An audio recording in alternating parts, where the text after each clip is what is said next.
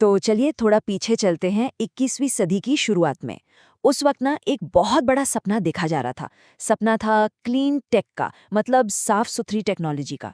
ऐसा लग रहा था कि बस यही चीज़ है जो हमारी दुनिया को पूरी तरह बदल देगी। और देखिए, ऐसा मानने वाले कम नहीं थे, बल्कि हर कोई यही सोच रहा था कि फ्यूचर तो क्लीन टेक का ही है। और हो भी क्यों ना, इसकी ज़रूरत जो इतनी ज़्यादा महसूस हो रही थी। और इस यकीन के पीछे ना बहुत ठोस वजहें थी। बीजिंग में स्मोक का ये आलम था कि एक बिल्डिंग से दूसरी बिल्डिंग तक देखना मुश्किल हो जाता था। बांग्लादेश में पानी में आर्सेनिक की समस्या थी। और ग्लोबल वार्मिंग का खतरा तो वो तो सर पे मंडरा ही रहा था। मतलब ऐसा माहौल था कि क्लीन टेक ही दुनिया को बचाने का एकमात्र जरिया नजर आ रहा था। और पैसा पैसा तो पानी की तरह बहाया गया। कितना? पूरे 50 अरब डॉलर। जरा सोचिए, 50 अरब डॉलर, ये इतनी बड़ी रकम है कि कई छोटे मोटे देशों का तो पूरा बजट होता है इतना। और इसी उम्मीद में, इसी सपने को सच करने के लिए हजारों के तादाद में क्लीन टेक कंपनियों में पैसा लगाया गया। ऐसा लग रहा था जैसे दुनिया को बचाने का एक बहुत बड़ा मिशन लॉन्च हो गया है। लेकिन ये मिशन कामयाब नहीं हो पाया। एक साफ सुथरे ग्रह का सपना देखने वालों को मिला क्या? एक बहुत बड़ा क्लीन टेक बबल। ये सपना एक भयंकर आर्थिक संकट में तब्दील हो गया, जहां ज्यादातर कंपनियां बुरी तरह से फेल हो गईं। और ये तबाही कोई छोटी मोटी नहीं थी, बहुत बड़ी थी। सोलिंड्रा जैसी कंपनियों का नाम तो सबने सुना ही है। वो इसका सबसे बड़ा पोस्टर बॉय बन गई। लेकिन बात सिर्फ एक कंपनी की नहीं थी। अकेले 2012 के साल में 40 से ज्यादा सोलर कंपनियां या तो बंद हो गईं या फिर दिवालिया हो गईं। ये एक तरह की हरे सोने की दौड़ थी, जिसमें लगभग हर कोई हार गया। तो सवाल ये है कि ऐसा हुआ क्यों? कुछ लोग इसका बड़ा सीधा सा जवाब देते हैं कि भाई सरकार ने बहुत दखल दिया। लेकिन सच कहूं तो ये पूरी कहानी नहीं है। क्लीन टेक की नाकामी की जो असल कहानी है ना, वो इससे कहीं ज्यादा गहरी और जरूरी है। तो चलिए, इस पड़ताल में हम इसी सवाल की तह तक जाएंगे। आखिर वो क्या वजह थी जिन्होंने इतने बड़े और इतने जरूरी सेक्टर को घुटनों पर ला दिया? और इसका जवाब आपको जानकर हैरानी होगी, राजनीति में नहीं बल्कि बिजनेस के कुछ बहुत ही बुनियादी उसूलों में छिपा है। इस पूरे रहस्य को सुलझाने के लिए हम एक फ्रेमवर्क का इस्तेमाल करेंगे। जरा स्क्रीन पर देखिए, ये हैं वो 7 सवाल जो किसी भी बिजनेस की कामयाबी या नाकामयाबी तय करते हैं। क्या आपकी टेक्नोलॉजी 10 गुना बेहतर है? क्या आपके पास सही लोग हैं? बस यही वो टूल किट है जिससे हम क्लीन टेक की नाकामी का पूरा पोस्टमार्टम करेंगे। ठीक है, तो अब जरा गहराई में उतरते हैं। जब हम इन 7 सवालों के तराजू पर फेल हुई क्लीन टेक कंपनियों को तौलते हैं, तो एक बहुत ही चौंकाने वाली तस्वीर सामने आती है। उनका स्कोर क्या था पता है? 7 में से 0। एक भी सवाल का जवाब सही नहीं था।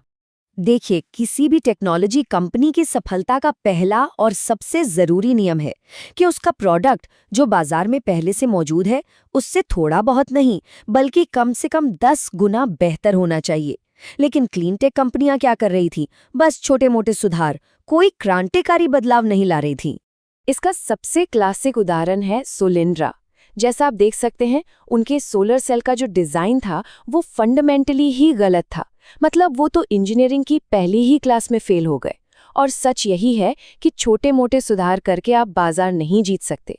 क्लीन टेक के फाउंडर्स ने एक और बहुत बड़ी गलती की।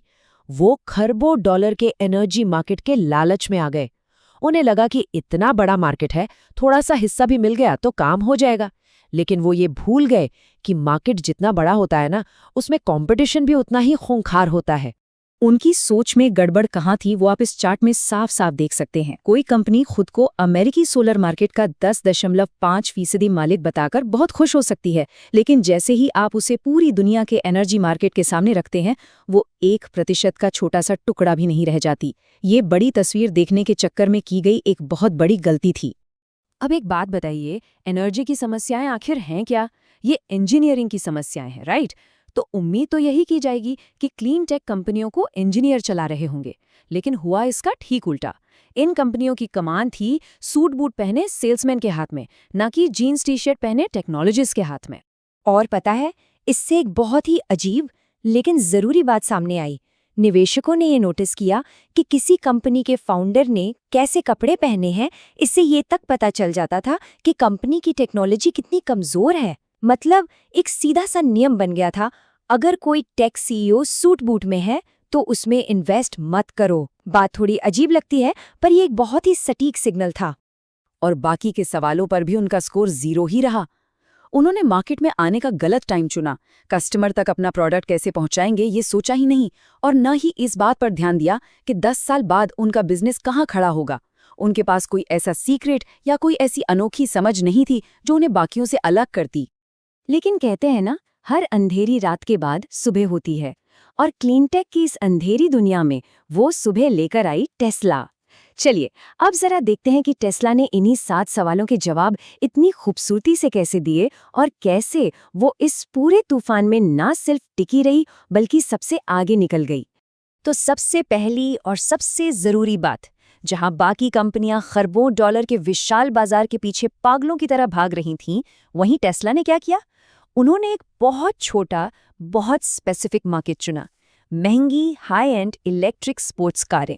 मतलब पहले एक छोटे तालाब पर कब्जा करो, फिर बड़े समंदर की तरफ देखो। और यहाँ लीडरशिप का फर्क भी साफ नजर आता है। एक तरफ थे सूट पहने सेल्समैन, और दूसरी तरफ एक ऐसा लीडर जो दिल और दिमाग से एक इंजीनियर था। टेस्ला की कामयाबी का एक बहुत बड़ा राज उसकी इंजीनियरिंग फर्स्ट सोच और कल्चर में छिपा है। और टेस्ला ने बाकी के 5 सवालों के भी एक से बढ़कर एक जवाब दिए। उनकी टेक्नोलॉजी शानदार थी, उन्होंने सरकारी लोन लेने के लिए एकदम सही टाइम चुना, अपना खुद का सेल्स और सर्विस नेटवर्क खड़ा किया, और एक ऐसा ब्रांड बनाया जिस पर लोग भरोसा करते हैं। और सबसे बड़ी बात, उनका सीक्रेट क्या था? उन्होंने ये समझा कि लोग सिर्फ पर्यावरण बचाने के लिए कार नहीं खरीदेंगे, बल्कि एक कूल और स्टेटस सिंबल वाली चीज के लिए भी खरीदेंगे। तो इस पूरी कहानी से हमें सीखने को क्या मिलता है? सबक ये है कि क्लीन टेक का जो आइडिया था वो बिल्कुल सही था। दुनिया को वाकई में साफ सुथरी एनर्जी की जरूरत है, लेकिन सिर्फ एक अच्छा आइडिया होने से एक महान कंपनी नहीं बन जाती। उसे लागू करने का तरीका, यानी एग्जीक्यूशन, सब कुछ होता है। और ये कहानी हमें कुछ याद दिलाती है ना? जरा देखिए, क्लीन टेक बबल का जो पैटर्न है वो 1 दशक पहले आए .com बबल से कितना मिलता जुलता है। ऐसा लगता है जैसे इतिहास बार बार खुद को दोहरा रहा है। तो इस पूरी पड़ताल का आखिरी नतीजा क्या है? नतीजा ये है कि किसी चीज की समाज को जरूरत है, सिर्फ ये सोचकर उसमें कूद पड़ना कामयाबी की गारंटी नहीं है। असल में सफलता के लिए एक बहुत ही ठोस, बहुत ही स्पेसिफिक प्लान की जरूरत होती है। और यहीं पर एक बहुत दिलचस्प, थोड़ा उल्टा सा लगने वाला आइडिया सामने आता है। जो लोग अगली पीढ़ी की एनर्जी कंपनियां यानी एनर्जी 2.0 बनाना चाहते हैं, उनके लिए चुनौती है कि वो छोटा सोचें। जी हाँ, छोटा। ठीक वैसे ही जैसे फेसबुक ने कहाँ से शुरू किया था, बस एक यूनिवर्सिटी कैंपस से, और आज देखिए पूरी दुनिया पर राज कर रहा है। शायद एनर्जी के फील्ड में भी यही रास्ता अपनाना होगा, छोटी फोकस्ड शुरुआत करनी होगी। तो अंत में ये सवाल हमारे सामने खड़ा होता है, क्या वाकई दुनिया की बड़ी बड़ी समस्याओं को सुलझाने के लिए हमें पहले किसी एक छोटी सी जगह से एक छोटी सी शुरुआत करनी होगी? ये एक ऐसा विचार है जिस पर हम सबको सोचने की जरूरत है।